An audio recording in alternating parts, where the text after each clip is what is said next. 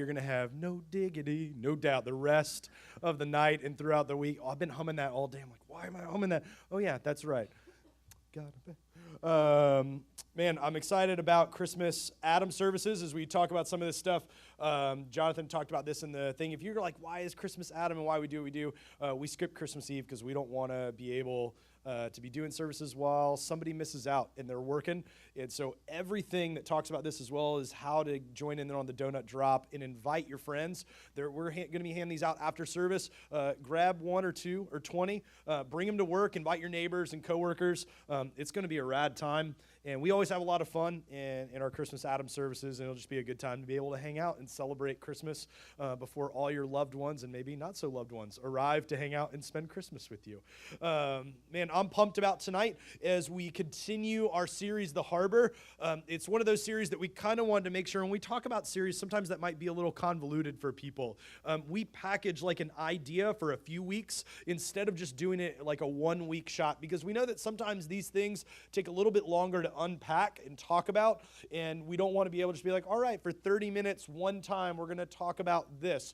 We want to really flesh that out and kind of unpack that over a few weeks.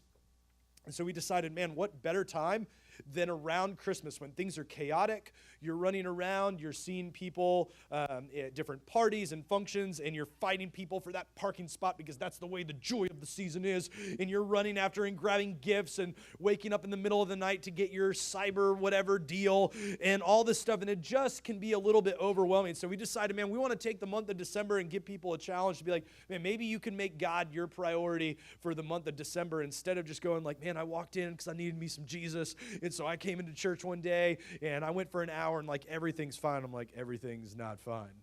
Like, it takes more than an hour and 10 minutes for whatever amount of train wreckage that takes place in your life and in mine to just be kind of undone. And so as we've answered this challenge, we're watching people over the course of 3 services and then online saying, you know what, I'm going to give God December and see what he does.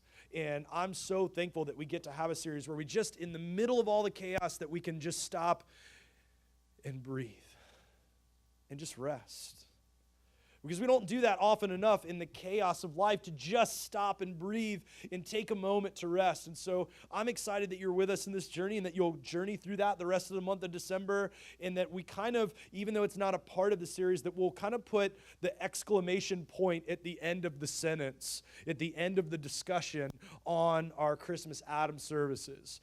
And in one of the ways that I know that you can get engaged with this, and you've seen, I don't know if as you were coming in, you might have seen a boat in the lobby. We had out there last week, and you're like, why they got a boat in their lobby? This is weird. These people freak me out. We want to be able to share stories as we're in the harbor about ways that God is creating hope in your life and in the lives of maybe the people that brought you. And so we want you to stop by there, snap a photo. You take photos of your food and everything else that you post online. Why not fill your feed, your news feed on Instagram and Twitter and on Facebook with something other than Donald Trump and Hillary Clinton's faces? And instead, I want to share my story about what God's doing in my life. Or maybe you're in the middle of a storm now and you're thankful that God brought you here, that you just stop by, take a photo of that, and use this hashtag, Forefront Harbor. And as you'll kind of search through those, and you'll see those on different social networking sites. The cool part is, and we have people that come because they saw a friend post or a friend of a friend post, because you can see what other friends are tagged in. They go, man, and they start clicking, and then it leads them to pages, and then they end up showing up here. They're like, man, saw somebody post and this and that, and I'm here. And I see these people, and they're smiling, and I haven't smiled in a long time. And I want to be able to find joy again.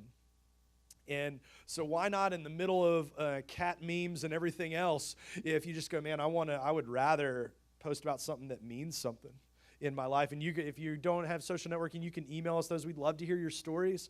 It's just encouraging around a time where it can be really dark for people as they remember loved ones that aren't around anymore and things that are going on, and everyone else is celebrating and posting pictures of decorating, and they just go, man, things are tough for me.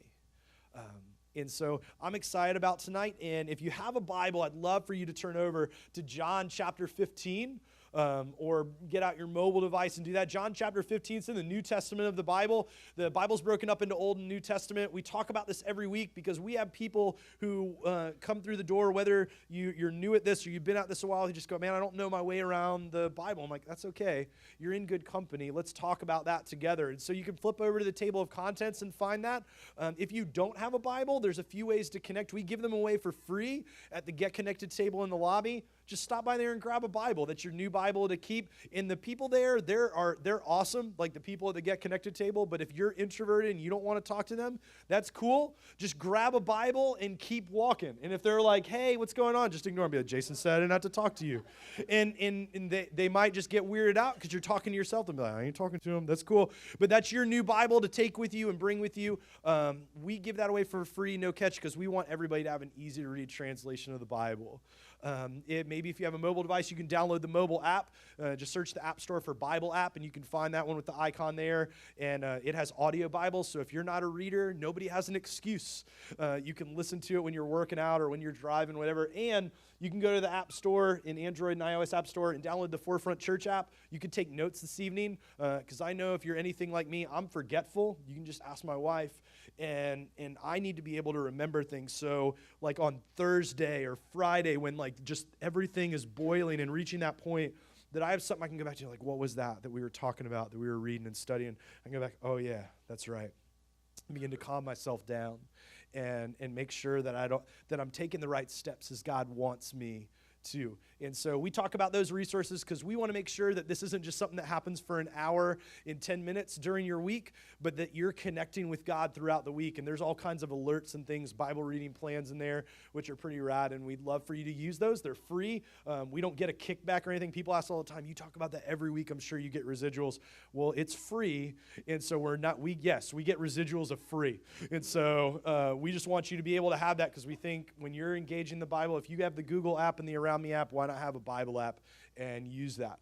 So you're over in John chapter 15. We're going to be in verses 5 and following, and we're going to get into a little bit of an agriculture lesson. I don't think you woke up today being like, man, I can't wait to talk about plants and stuff. But that's what we're going to talk about tonight. And I have a feeling, though, that it has huge implications for you and I in the way that we live. So it's over in John chapter 15, verses 5 and following. Here we go. I am the vine. This is Jesus talking. You are the branches. If you remain in me and I in you, you will bear much fruit. Apart from me, you can do what? Nothing. If you do not remain in me, you are like a branch that is thrown away and withers. Such branches are picked up and thrown into the fire and burned. I'll kind of pause there. Like we experience this a lot. We have hurricanes and nor'easters and storms and all these things. And, none of you guys, at least I hope not, are getting out in your yard and collecting all the branches and then like getting out a ladder, climbing up the tree with like duct tape and super glue and like putting that branch, and you go back there and putting it up there. No, like you gather it up because it is no longer, if you do, that's weird and cool, I guess. I don't know. Like nobody's doing that, right? Like you gather it up and you either go to the backyard if you're living out, somewhere where you're allowed to do this and burn them, or you gather them up and you break them up, you throw them in the can, or you get it out by the side of the curb for pickup because it is no longer a part of what is rooted down there and it is done.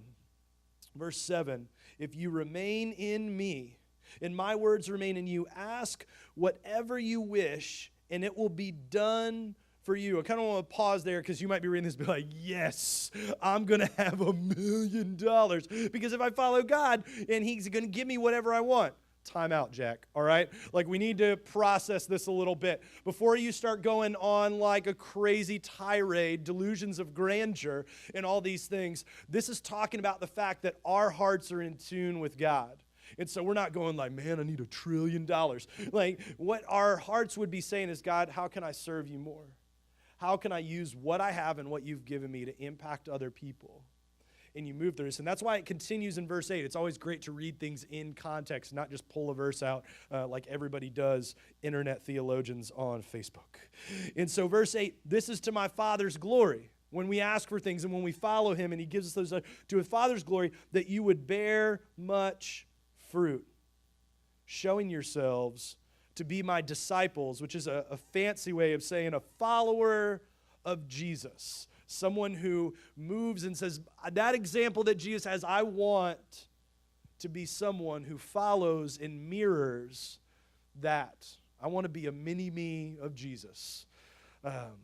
Tonight, the message kind of is, I've been writing notes and I kind of rode through this and thought, you know what?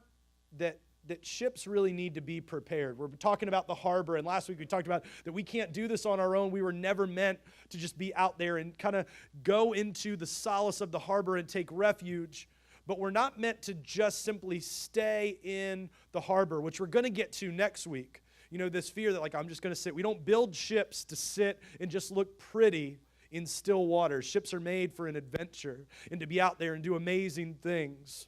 And so tonight as we look at this, I think, man, before ships go out, you and I in our lives, as we seek solace with God in the harbor, we have to be prepared. Much like being connected to the vine in the root so that we would be fully whole. And I want to pray for us tonight before we get into things, that we would really be able to listen, because I know there's a lot of things that can distract us. The vibrating phone in our pocket, the tug on what's going to happen on Monday. Maybe it's the current situation that brought you here, but you didn't want to be here because you just feel so low. That God would be able to take all that stuff and that we would be able to hear him clearly tonight. So why don't you pray with me? God, I pray that you'll remove distractions tonight. I know we're a culture, and especially for me, that's easily distracted, that every little thing can move us away from hearing and listening to you. And so I just ask that anything that's going on, that if it's heavy and difficult, that we would hand it over to you. If it's just simply a distraction that can wait till later, that God, you'll remove it from our minds, that so we can hear you clearly, and that we'll have receptive hearts to not build up walls to protect ourselves, but that we will break down those walls so we can be moved by you.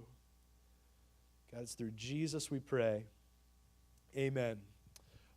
By show of hands, how many of you, like whether it's mowing the lawn, landscaping, gardening, you like being out in your yard and doing that sort of thing? Yeah? Like a handful of you guys? Like I admire y'all, like those of you guys who raised your hand, but everybody who didn't raise your hand, you're my people. All right, I could think of a million other things to do rather than get in my yard and do any kind of work.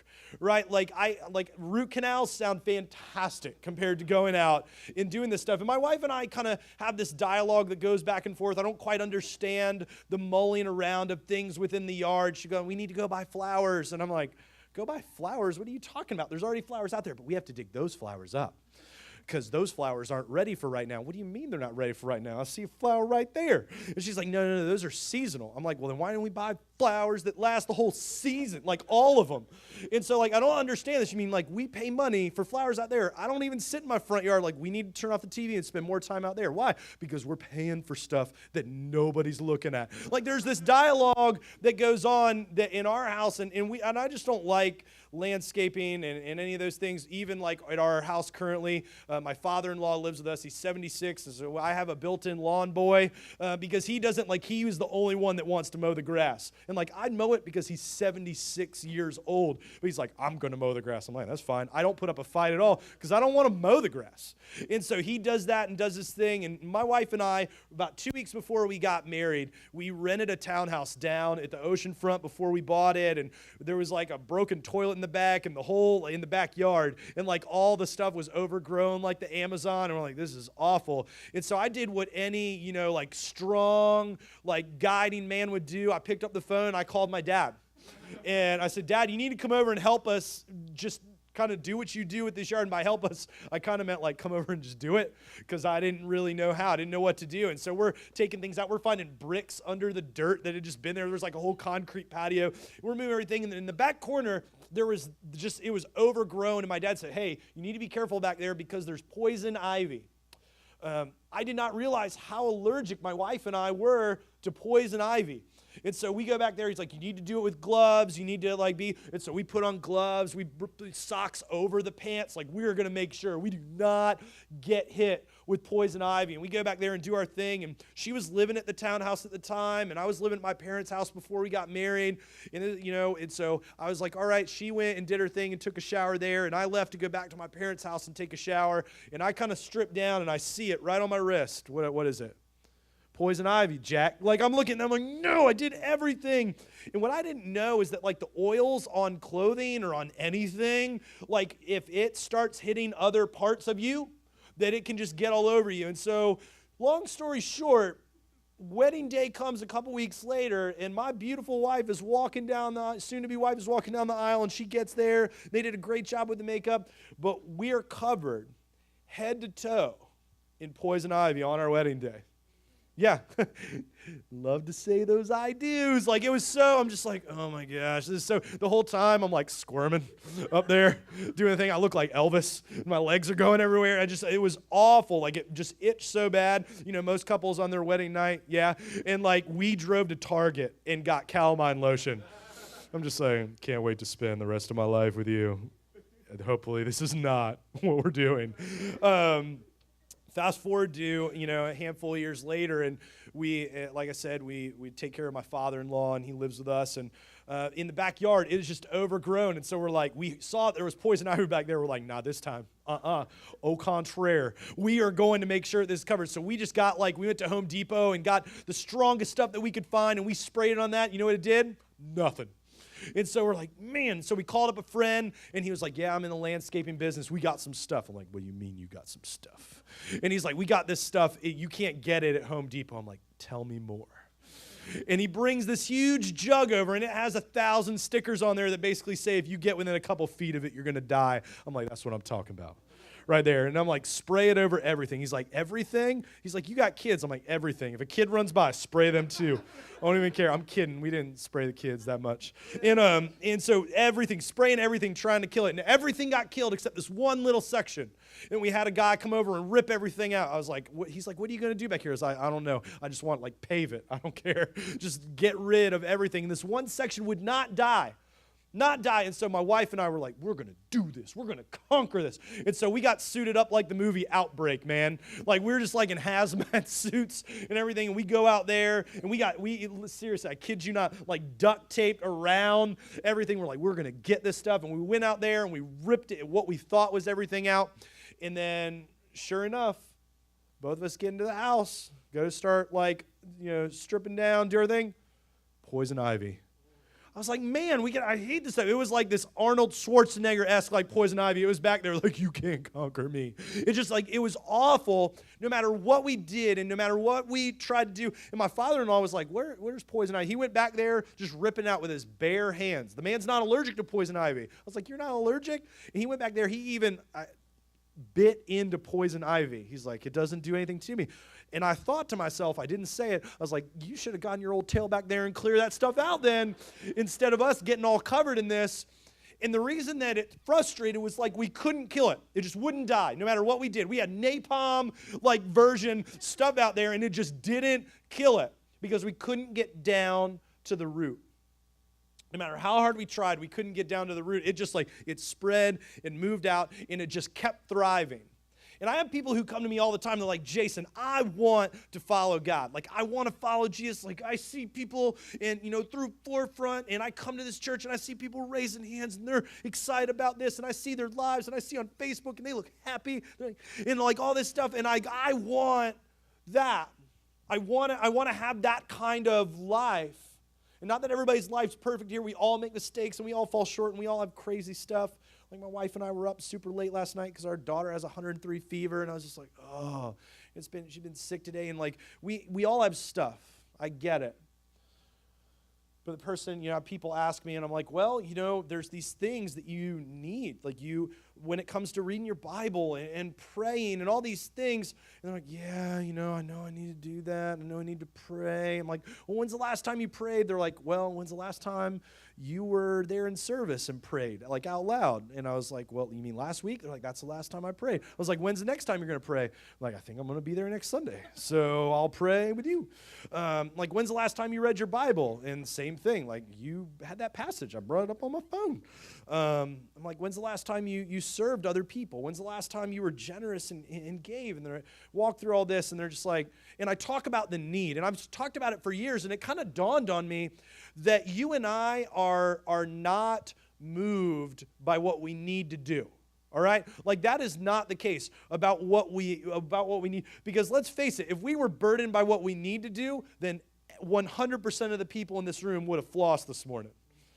Yeah, like 2% of the people in this room floss, right? Because your dentist told you every time you go to floss. And what happens? The day of, you're like this. You're a flossing ninja. You're just flossing, doing all this stuff. Mouth just angry. It just gums all. And you go. Why? Because so that way when you go to the dentist, the dentist is like, so do you floss? And you're like, yeah.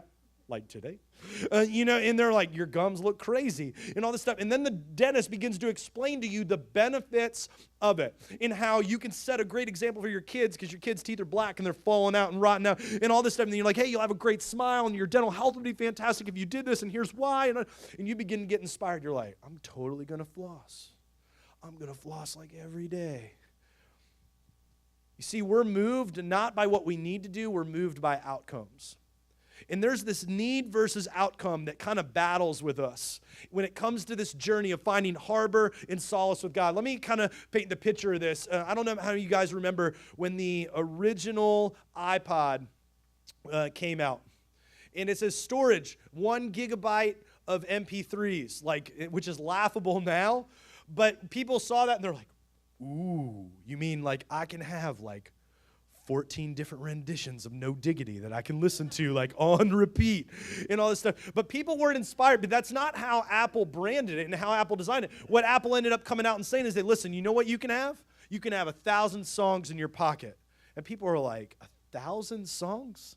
Like, I have a CD of 12 songs, and if you were real cool, you had a 6-disc CD changer that would skip sometimes mounted in the trunk that you would put in, but you only had maybe 100 songs, 1,000 songs.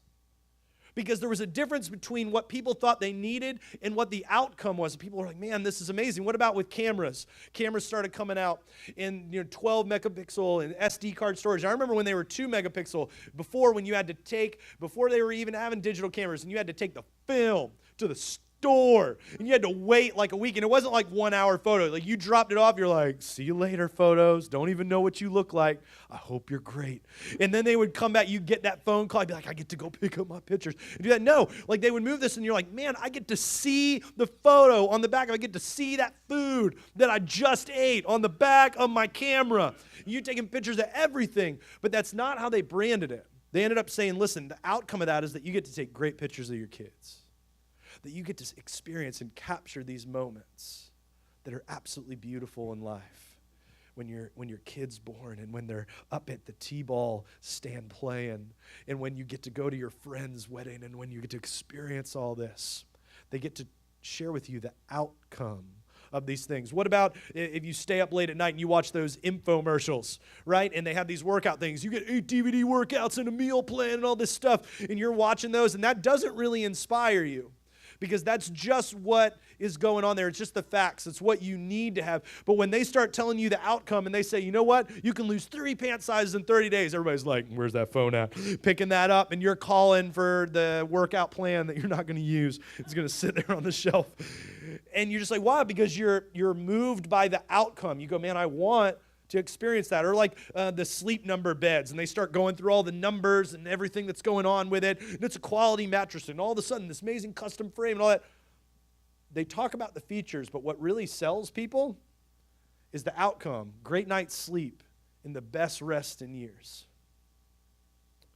And we go through these pictures of Jesus, he talks about that being that I am the vine. He says, I am the one that holds you and knits you together. And throughout that section of John, there's all sorts of other things that Jesus says. It's not going to be on the screen, but I want to share with you. He says, I'm the bread of life. Whoever comes to me will never go hungry, and whoever believes in me will never thirst again. John 9:5 says, while I'm in the world, I am the light of the world. Jesus shares, very truly, I tell you later on, I am the gate for the sheep. He said, basically, anybody that comes to God has to come through Jesus. Later on, he says, I'm the good shepherd. A shepherd lays down his life for his sheep. Finally, he says, I'm the resurrection and the life. The one who believes in me will live. He's painting all these pictures of being rooted and connected in him and what the benefit and the outcome of that is. So when he shares with the people as he's teaching, I am the vine, what he's saying is, listen, I know that you're not motivated by need. You and I, we're motivated by outcomes.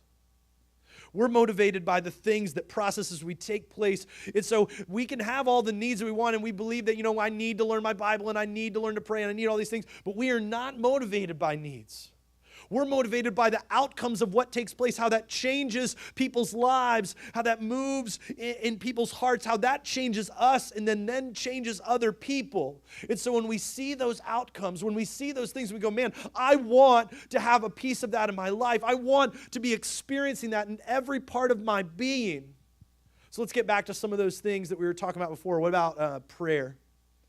As we look at prayer, there'll be a slide here on the screen, and we say pray. Like I tell people, like, you need to pray. Like, yeah, I know. I listen to MC Hammer. I know. I need to pray, right, just to make it today. I get it. This little throwback for you. Some of y'all are like, well, who's MC Hammer? If you're like 20-something, you have no idea. You missed out those flashy pants. Now, we say like we need to pray, like we need to have that connection with God. But what if instead of talking about the need, we talked about the outcome of prayer?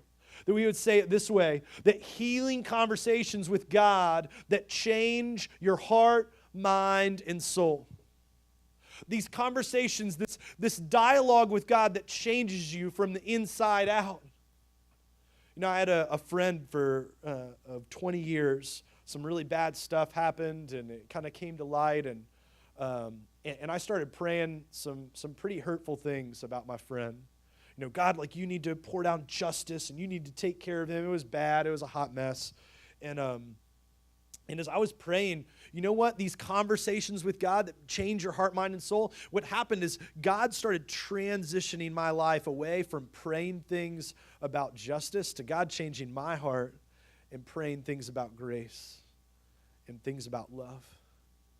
And changed me in the process of having those conversations with him, and not being angry and not being bitter, and having a heart of forgiveness.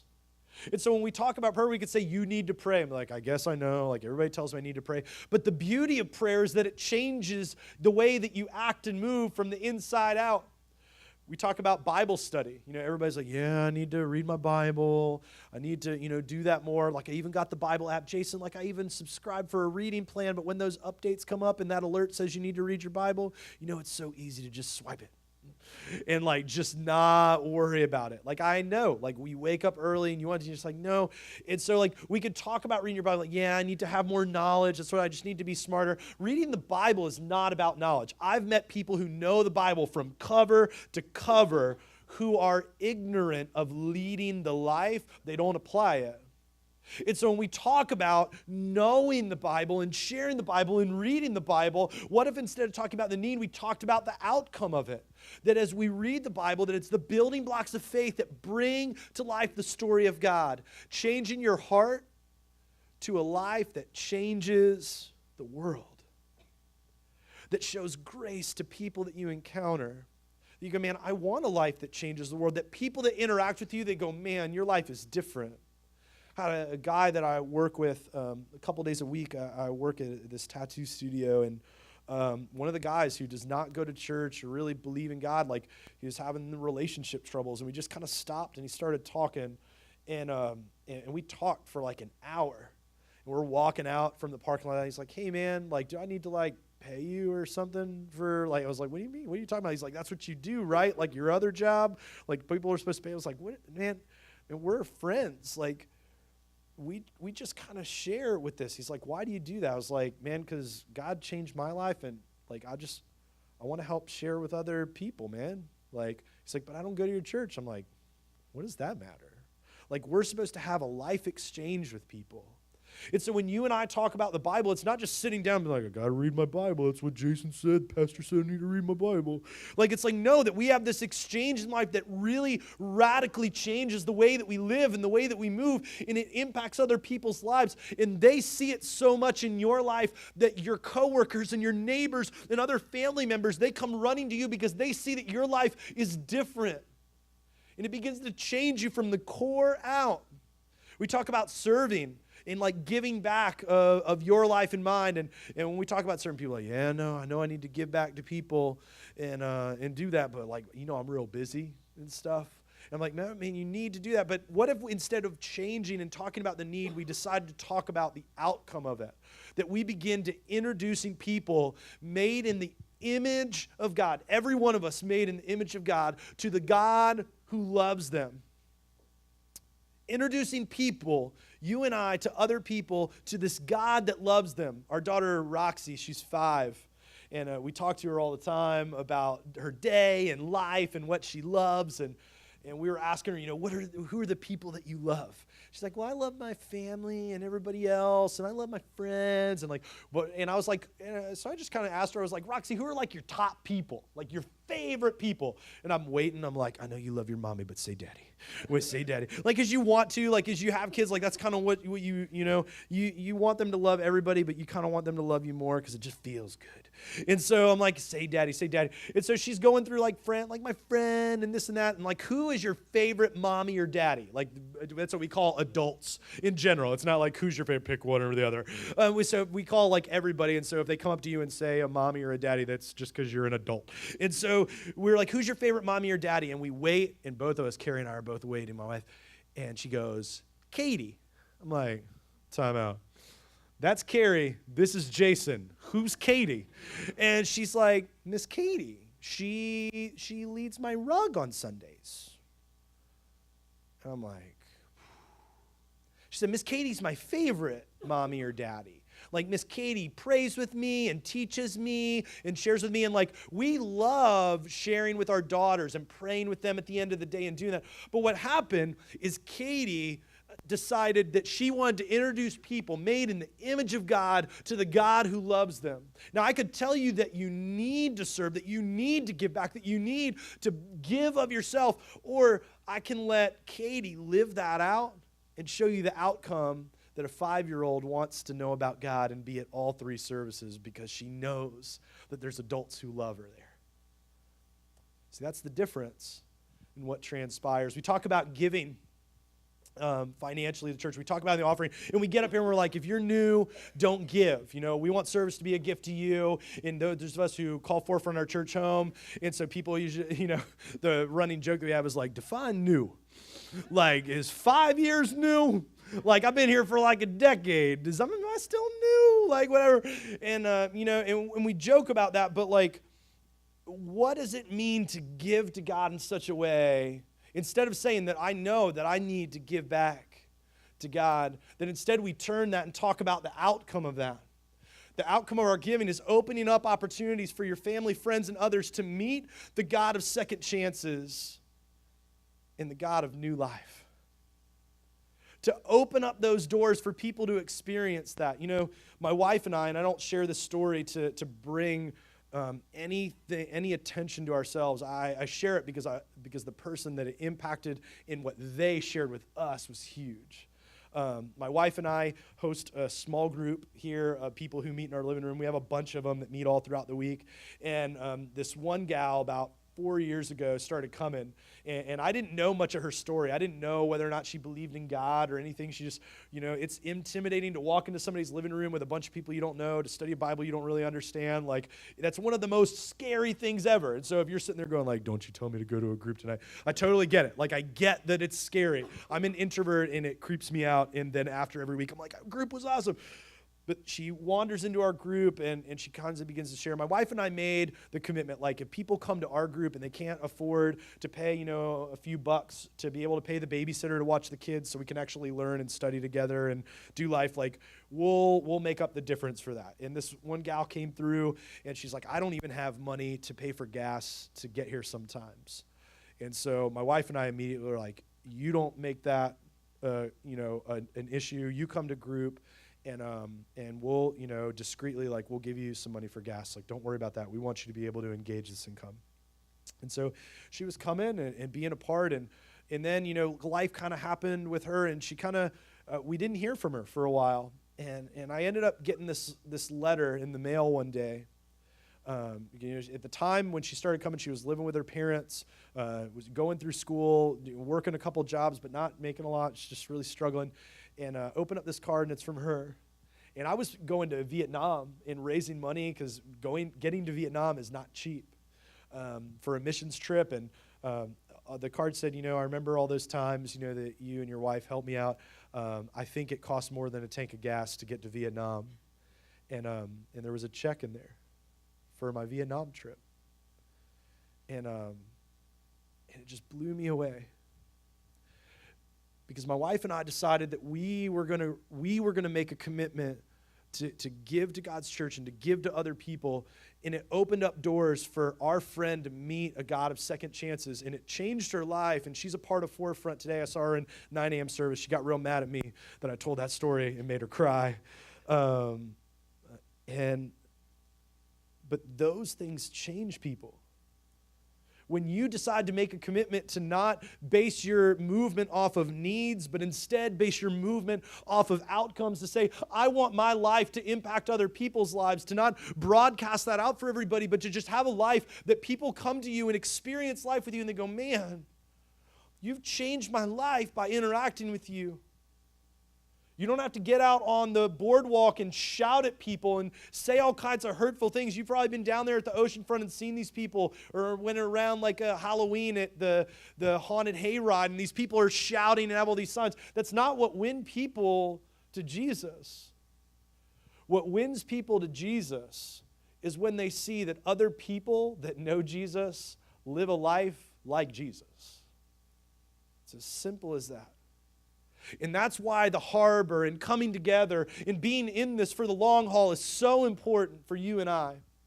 Because we need that place to get prepared in our giving and in our prayer, in our Bible reading, and being encouraged by one another and celebrating with one another, so we can come to a place where we can heal and then go out and share our life with other people who don't know Him.